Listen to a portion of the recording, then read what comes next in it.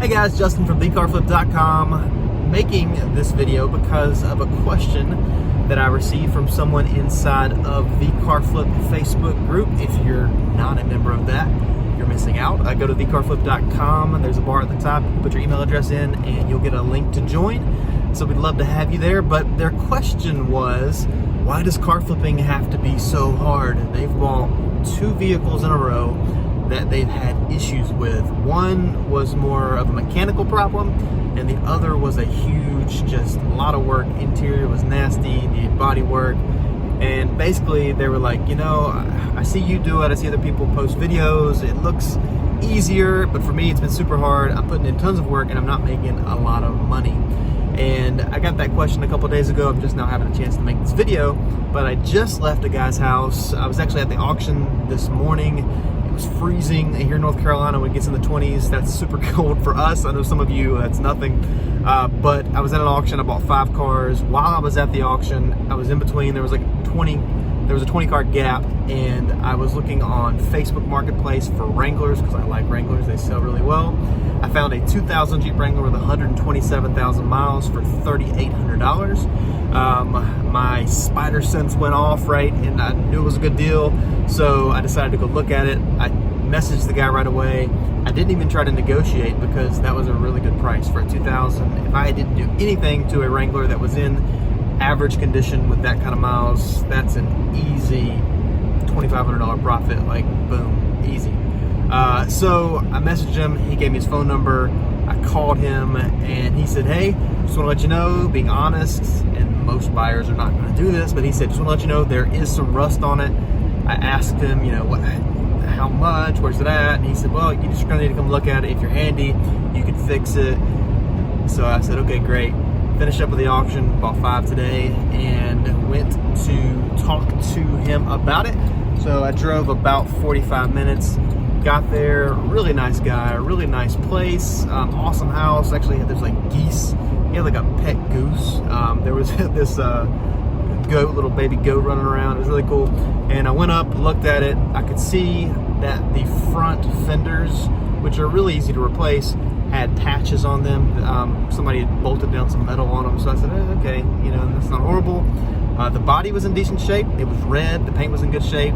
The motor ran great. It's the first thing it did. He started it up, idled perfectly, sounded awesome. And then, as you do with any Wrangler, the first thing you generally want to do is get down on one knee, peek under it, and it was just all to pieces. There was metal hanging. The frame was rusted through. The transfer case sits on a pan. A transfer case, it's like a plate that goes under the vehicle. The bolts were rusted out into the frame. It was kind of hanging a little bit, and it was repairable. Like, all of it definitely could be fixed, and I've fixed all of those issues, or I've had my mechanic fix all of those issues. There are ways to fix the rust on the frame for the transfer case pan. You can put in bolts, actually go through the top of the frame, and you can fix that. There are a control arm, I'm forgetting the name of it now. It's called like a cap. It's a control arm cap, and you cut out part of the bottom of the frame. You can weld in this cap, and it actually takes the place of that rusted out section because a lot of your rust accumulates in those control arm mounting places there on the frame. One of the floor fans would have needed to have been replaced, which isn't a huge deal. It could have been all redone. You could have put new fenders. The fenders only cost 75 bucks. I could have had the whole thing painted for less than 300 at Maaco. But the time, effort, pain, you know, the sweat and tears that would have gone into it to get it where it needed to be weren't worth it. I peeked under it. I said, man, thanks so much for your time. Thanks for being honest. It's more than I want to do right now. And I got in my car and I left. If I had bought that, that's one more thing hanging over me that I have to deal with. That's one more thing that just I did not want to deal with, so I walked away. And car flipping is a lot of your decisions manifesting themselves as problems or as solutions to problems. The solution to a problem being you need more money, you want more money, you buy and sell cars to get more money. What you don't want for car flipping to be is another thing to stress you out.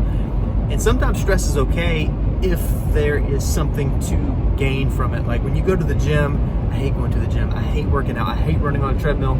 but I like the results of it. And I am lacking the results of that right now because I've not been to the gym. But at least there's something to gain from it. Like you look better, you feel better, you have more energy. But when you're flipping cars and you're stressing yourself out, buying vehicles, going and looking and putting in the work and detailing and fixing, and then you don't make a profit or you don't make much profit, that's when it gets frustrating. So remember that it's up to you the vehicles that you buy. For example, the car that I'm driving right now is a 2012 GMC Acadia. You have to be careful with Acadias. When you go to look at any Chevy vehicle with a 3.6 liter, you want to make sure you start it cold. When you start the vehicle, if you hear a rattle from the engine that goes away, you need timing chains. You want to walk away. Unless you know how to do it, you're going to get a really good deal. You just have to drop the subframe to get the engine out to do the timing chain. This one only needs, and I'm going to turn it around, just needs a windshield, which will cost me $200 or less to have it replaced. I'm going to have my detail guy clean it for $30, which is a really good price. If you have a detail guy that can clean a vehicle for $30 that does as good a job as mine does, you know, like, that's a really good price. I'm going to pay my windshield guy roughly $200. I'm going to have it detailed, and I'm done. Like, this vehicle is ready to go.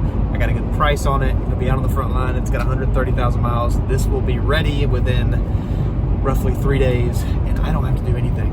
And these are the kind of vehicles, if you don't want the stresses that you can find, it takes a little more work. This vehicle isn't a vehicle that I can go to an auction and buy for the price that I bought it for. And I'm not saying the price because I honestly don't remember it. I bought 5 cars today. But you have to be patient sometimes, and you have to be willing to pass up vehicles that you can make money on in order to find the vehicles that are not going to be as much of a headache. Now, if you're a mechanic, if you do body work, if you can do these things and you're good at them, by all means, buy the vehicles that need work, buy the vehicles that need body, repair, because you're going to get a great deal because you know how to do those things. But remember that every headache that you encounter, and actually I'm going to take that back, not every, some things are going to happen that are completely out of your control that you did not see coming.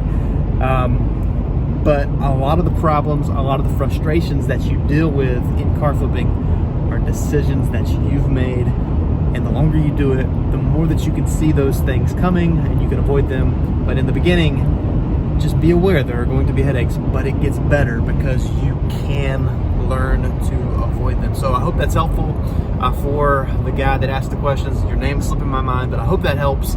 If you have any follow-up questions, I'm going to post this on Facebook. I'm going to post this on YouTube. So if you're watching this on YouTube, definitely subscribe. Hit the like button. I'm glad you're here, and I will see you guys in the next video. Have a good one.